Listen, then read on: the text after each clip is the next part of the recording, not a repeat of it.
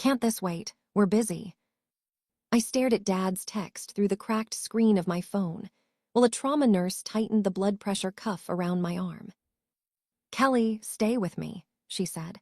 The surgeon needs to take you in as soon as possible. My entire left leg felt like it had been crushed under concrete.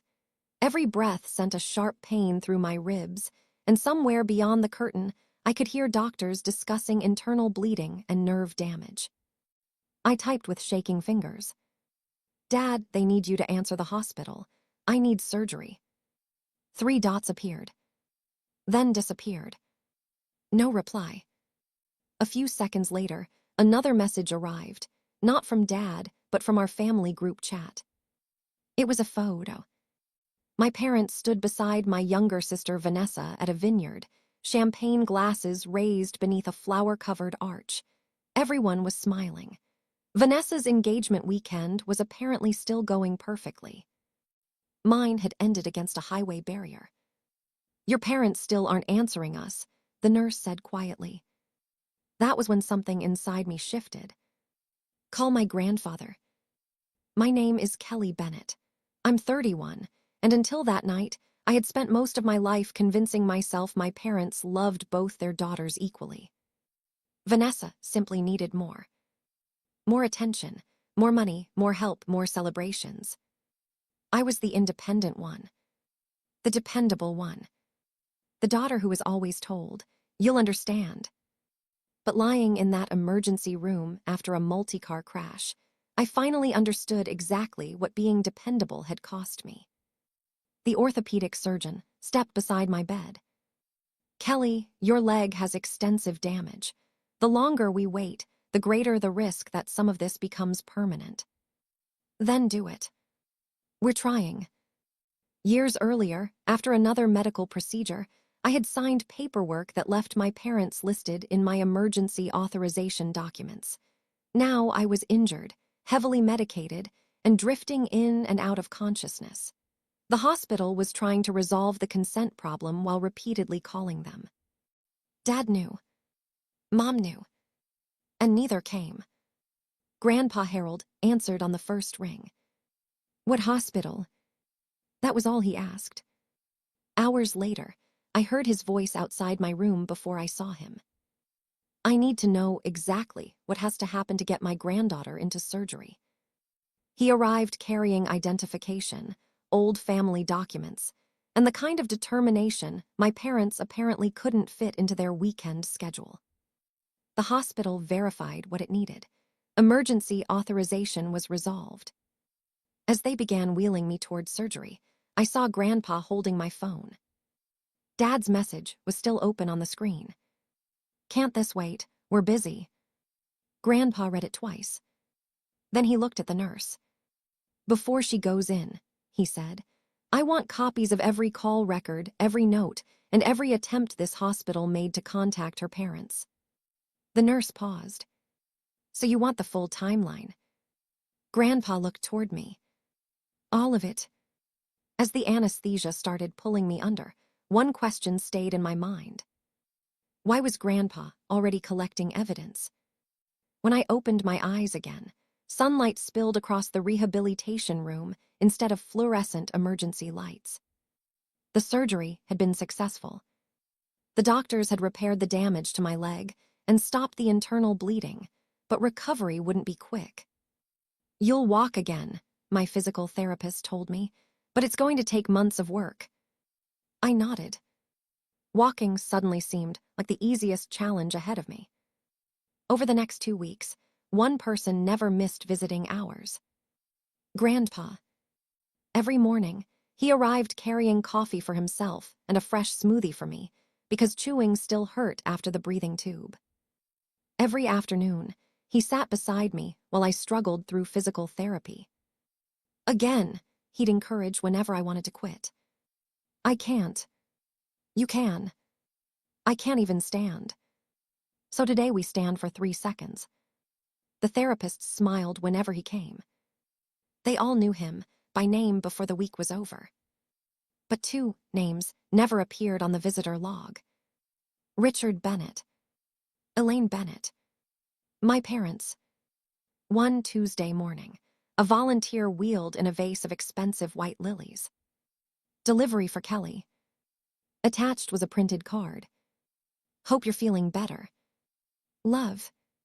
Mom and Dad. No handwritten note. No apology. No explanation. Not even a signature written in ink. I turned the card over, almost expecting something else. There wasn't.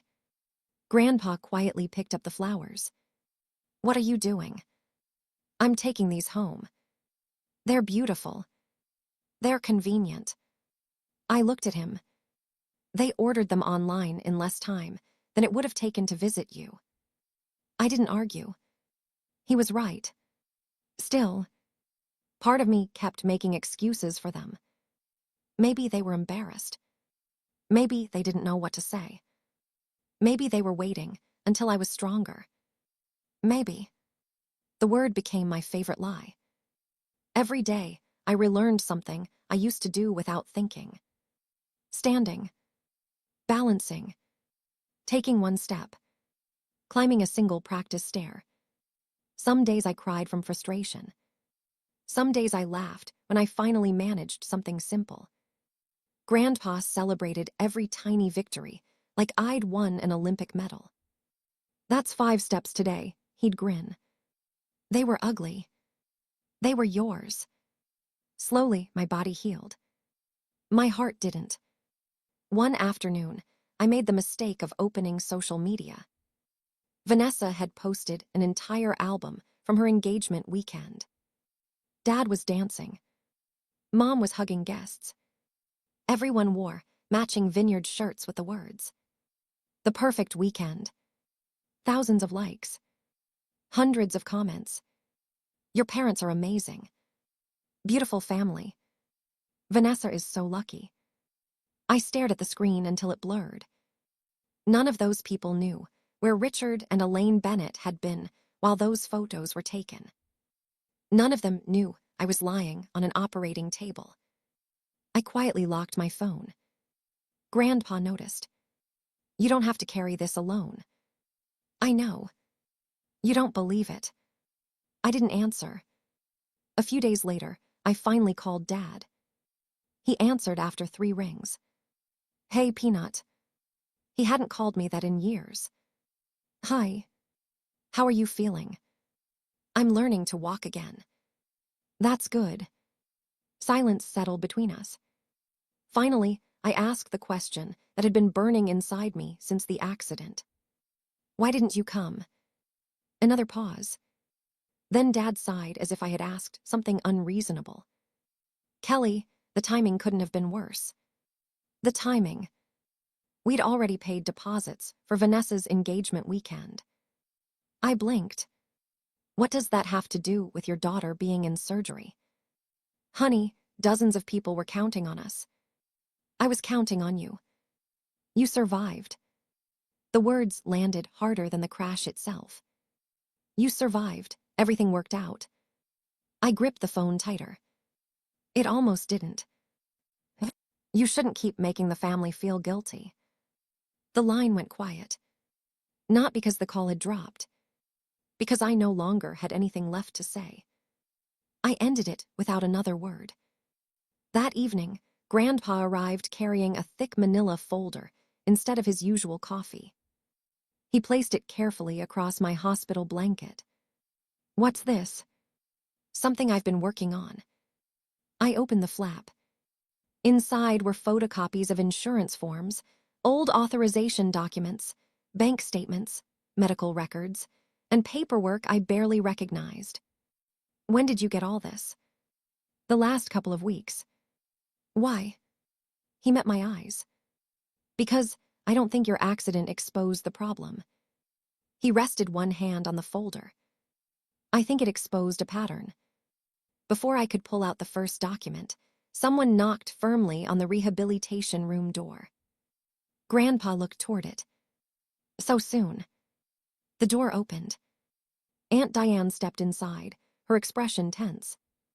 "I think," she said, looking directly at me, "we need to talk." Aunt Diane closed the rehabilitation room door behind her and looked from Grandpa to me. I came as soon as I found out where you were. I frowned. You just found out. She nodded slowly. Richard and Elaine told everyone you were already home recovering. I stared at her. They, what? They said your injuries were minor. Before I could respond, Diane continued. They also told the family you kept refusing surgery because you didn't trust the doctors. For a moment, I couldn't even process what I'd heard. I never refused surgery. I know. Grandpa stood. I thought you should hear the truth directly from Kelly. Diane looked horrified. The hospital confirmed everything before I came upstairs. She took a deep breath. They showed me the admission timeline, the emergency calls, the delay. I looked away. So everyone thinks this is my fault. They did. Her voice softened. Not anymore. The following Saturday, our extended family gathered for Vanessa's engagement dinner. It was supposed to be another celebration. Instead, the atmosphere felt strained from the moment everyone arrived. Questions had already begun circulating. How serious was Kelly's accident? Why wasn't Richard at the hospital? Who signed the surgery papers? Richard greeted relatives with his usual confidence. Kelly's doing much better now, he announced. She had everyone worried. An uncle frowned. I heard she needed emergency surgery. Dad laughed awkwardly. Oh, you know Kelly. She tends to make things sound more dramatic than they are. Vanessa smiled beside him. My sister has always had a flair for attention. A few relatives chuckled politely. Others exchanged uncomfortable glances.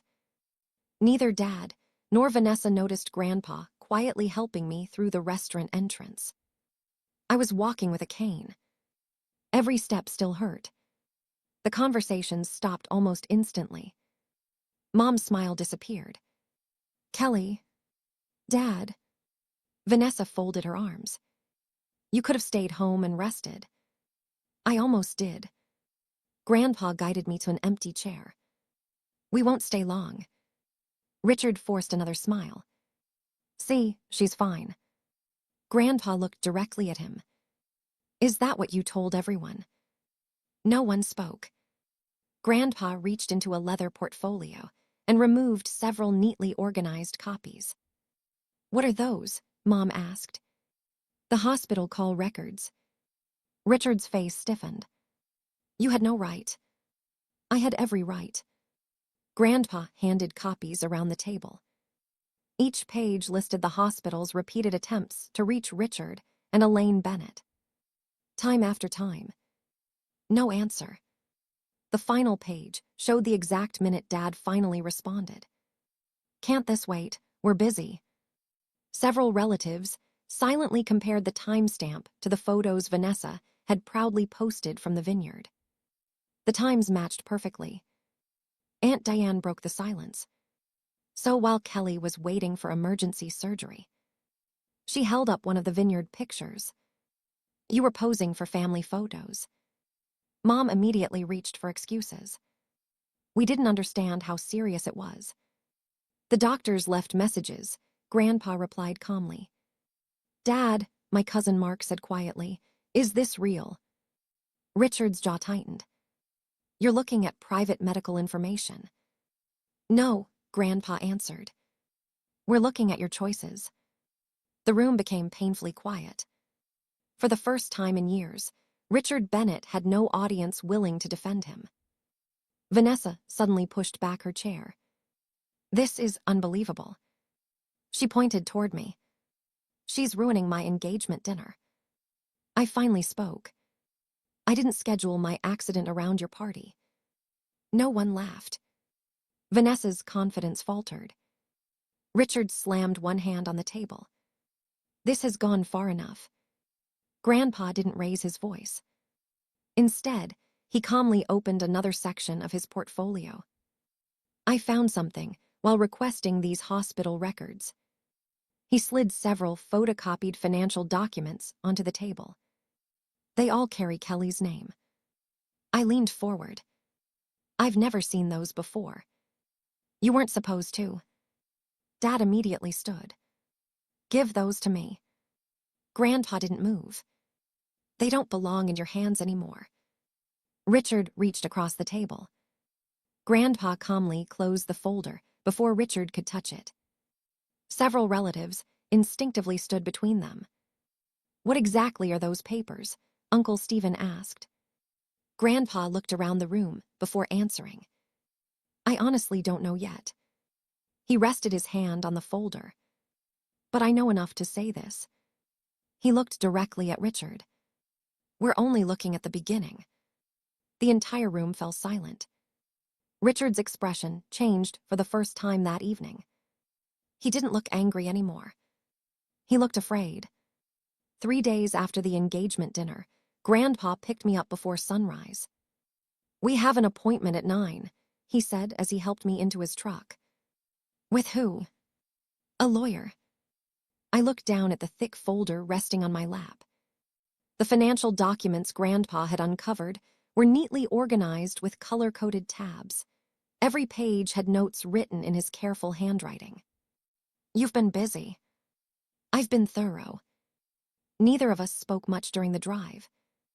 For the first time since the accident, I wasn't thinking about my parents abandoning me in the emergency room. I was thinking about why they seemed so desperate to get those papers back. Attorney Melissa Carter welcomed us into her office and spent nearly 2 hours reviewing the documents. She rarely interrupted. She simply read. Occasionally, she underlined something or attached a sticky note to a page. Finally, she folded her hands. Kelly, I need to ask you a few questions. Okay. Do you remember signing these insurance reimbursement forms? I remember signing paperwork after a knee surgery years ago. And this refinancing authorization. I frowned. No. She slid another document toward me. What about this investment withdrawal? I shook my head again. I don't even remember opening that account. Melissa nodded, as though my answers confirmed something. Individually, none of these documents immediately prove fraud. My stomach tightened. But, she tapped the stack. When they're viewed together, they reveal a consistent pattern. Grandpa leaned forward. What kind of pattern? Every authorization ultimately benefited Richard, Elaine, or Vanessa. I stared at the papers. So they kept using my name. Because they already had your trust, Melissa finished. Over the next week, the investigation continued. Melissa requested records from banks, insurance companies, and financial institutions. Each response answered one question and created 2 more. Insurance reimbursements that should have reduced my medical costs had been redirected toward family expenses. Investment withdrawals I barely remembered authorizing had helped pay for renovations on my parents' house. One refinancing document had lowered their monthly payments while increasing my financial exposure. No single transaction looked outrageous. Together, they painted an unmistakable picture. For years, I had signed documents whenever Dad said, "It's just routine paperwork." I had never imagined those signatures would become tools. Melissa called another meeting. This needs to stop immediately. What do I do? You revoke everything. She handed me a checklist. Medical authorization. Emergency contact. Financial power. Healthcare proxy. Beneficiary designations. Access permissions. Every legal connection that gave my parents authority over my life. One by one, I signed the revocation forms. Each signature felt strangely lighter than the last. When the final document was complete, Melissa smiled. As of today, Richard and Elaine Bennett no longer have legal authority to act on your behalf. For the first time since the accident, I felt like I had taken something back. News traveled through the family faster than I expected. Apparently, attorneys requesting financial records became the week's biggest topic. My phone started ringing. Dad. Ignored. Mom. Ignored. Vanessa. Ignored. They kept calling. Finally, Melissa said, "Answer once." Why? So they understand the conversation is over. I answered on speaker. Dad didn't waste a second. What are these lawyers doing? I hired an attorney. You've embarrassed this family enough. No. I kept my voice calm. The embarrassment started when you ignored the hospital. His breathing grew heavier. You don't understand. Then explain. Long silence. Instead of explaining, he changed subjects. Your mother hasn't slept. I almost laughed. I didn't sleep much either. Kelly. No. He tried another approach. We can settle this privately. Melissa quietly shook her head. I understood. If you have something to discuss, I said, you can contact my attorney. You'd really hide behind lawyers. I'm protecting myself.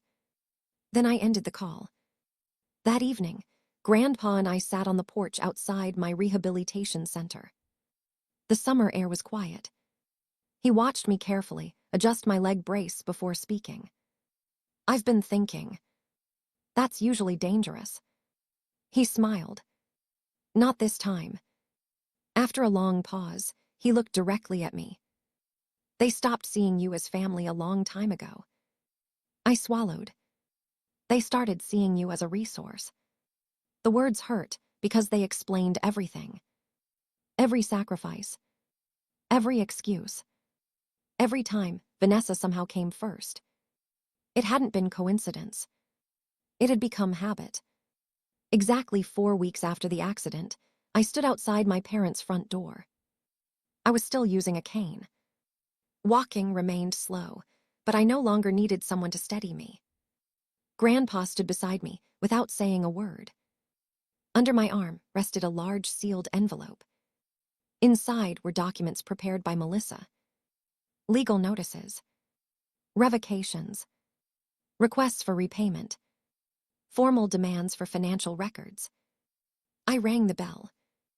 Dad opened the door wearing the same easy smile he used whenever he thought problems were about to disappear. There you are. He looked at my cane. I'm glad you're finally ready to come home. I'm not here to come home. His smile faltered. I held out the envelope. You should read these. He accepted it casually. Then he opened the first page. His expression froze. The color drained from his face. Behind him, Mom stepped into the hallway. Richard. He didn't answer. His eyes remained fixed on the document. Finally, he looked up at me. You. His voice barely came out. You actually sued us. Dad's hand trembled as he lowered the papers. Mom stepped closer and tried to take the envelope from him. What is it? He didn't answer. She pulled the first page free and quickly scanned it. Her expression changed almost instantly. Kelly. Her voice cracked. What is all this? I stood quietly with my cane, planted firmly beside me. It's everything my attorney found. Mom looked back and forth between the legal notices and me. You actually hired lawyers.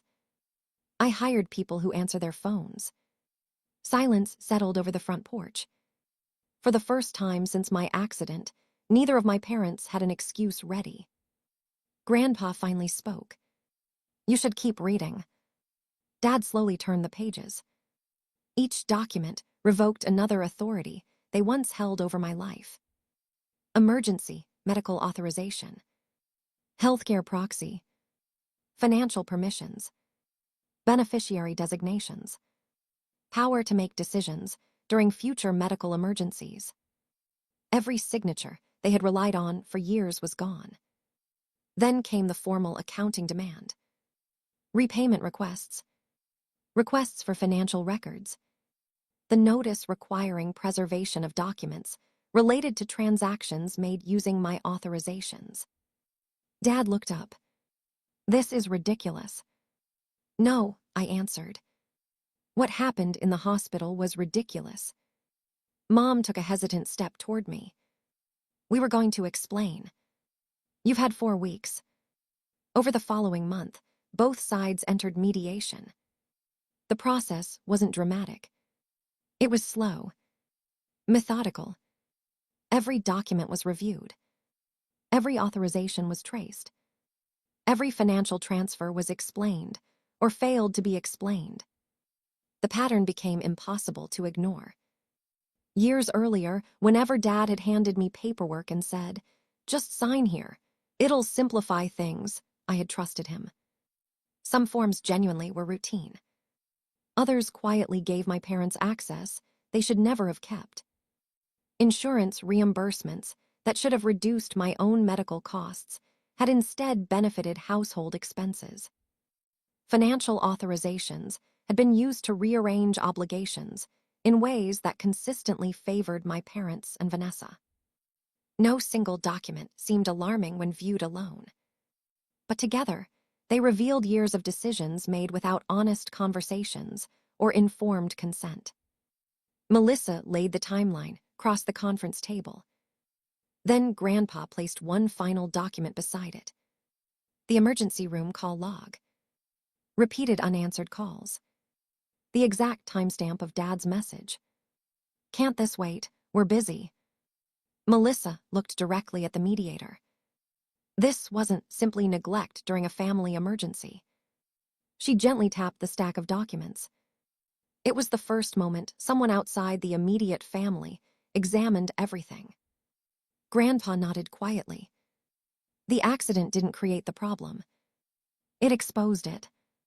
Word spread through the family much faster than I expected. Aunt Deanne called first. "I owe you an apology." "You don't owe me anything." I believed them. So did I. One by one, relatives reached out after seeing the records for themselves. Uncle Stephen admitted he defended my parents at the engagement dinner because he assumed there had been a misunderstanding. "There wasn't," I told him. "No," he said softly. "There really wasn't." Family gatherings became noticeably quieter after that. People still invited Richard and Elaine. But conversations changed whenever they entered the room. The unquestioned respect they had enjoyed for years disappeared. No one argued with them publicly. They simply stopped believing their explanations. Vanessa tried, insisting everyone was overreacting. It wasn't my fault. Nobody blamed her for the accident. They blamed her for accepting years of advantages without ever asking why everything always seemed to come at my expense. For the first time in her life, sympathy didn't automatically follow her. The financial matters ended with formal settlements. Funds connected to unauthorized benefits were repaid through negotiated agreements. Outstanding financial obligations tied to my name were corrected. Just as importantly, every institution involved updated its records. My parents no longer had authority over my health care. They no longer had access to make emergency decisions. They no longer had financial permissions connected to my accounts. Every emergency contact now listed exactly who I chose. Every authorization reflected my own decisions, not theirs. Recovery took several more months. Physical therapy remained frustrating. Some mornings, my leg ached before I even got out of bed. But one afternoon, my therapist smiled as I crossed the rehabilitation gym without my cane. "You don't need it anymore." I looked back at the chair where I'd left it. For a second, I almost reached for it out of habit. Then I kept walking. Grandpa was waiting near the exit. He grinned the moment he saw me. "No cane. No cane. I told you we'd get here. You told me I'd stand for 3 seconds.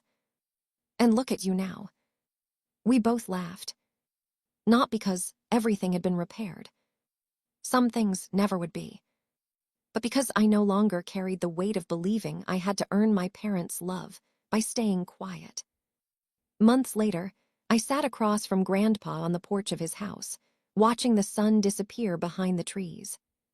He poured us each a cup of coffee. "You know," he said, "family isn't defined by who signs your birth certificate." I smiled. "It's defined by who answers when the hospital calls." He nodded. "Exactly." Looking back, I realized the broken bones had healed faster than the illusion I'd carried my entire life. For years, I believed loyalty meant accepting disappointment without complaint. The accident taught me something different. Real love shows up. Real family answers the phone. And real trust never depends on keeping one person powerless. The day my father texted, "Can't this wait? We're busy," he believed he was postponing my emergency. He never realized he was signing away the privilege of ever speaking for me again.